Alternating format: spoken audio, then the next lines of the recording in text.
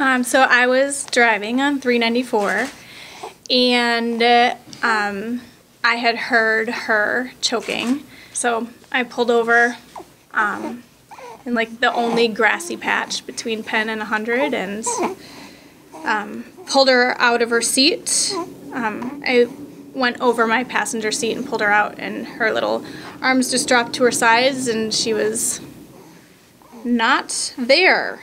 When I got there, I was feeling for a pulse, and I found a pulse, so I was happy with that. I felt optimistic, but then Kristin said, but she's not breathing, and sure enough, I looked and I didn't see her taking any breaths. Yeah, so yeah, that's when I turned her over and just started doing the back blows, and pretty soon into that, she opened her eyes and took breaths, and then she was kind of in and out of that place.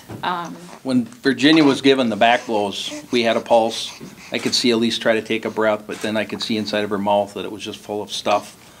And as soon as she would stop and we'd be feeling for a pulse, everything went away.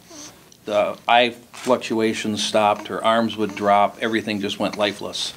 And then I told Virginia, just keep going. As long as we can keep blood moving, we'll be okay till the ambulance gets here. Yeah, so they saved her, they brought her back, and had they not been there and stopped, I just can't get over that aspect, you know, because they didn't have to stop. Neither of you did.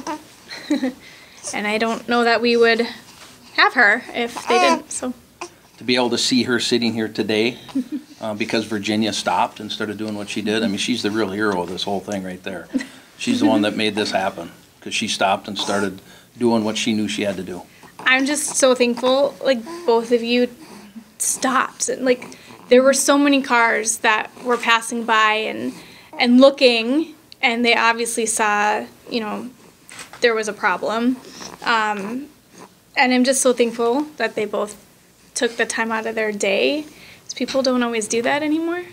Yeah, I would recommend anybody, if you've got kids, grandkids, your neighbors have kids, take a CPR class, take a first aid class, learn how to do something like this, because you never know when the opportunity is going to present itself to save somebody's life. So, when we were in the ambulance right before you had to go back to your shift, you came up and hugged me, and do you know what I'm going to say? You whispered to me, you said, it wasn't her time yet. Oh.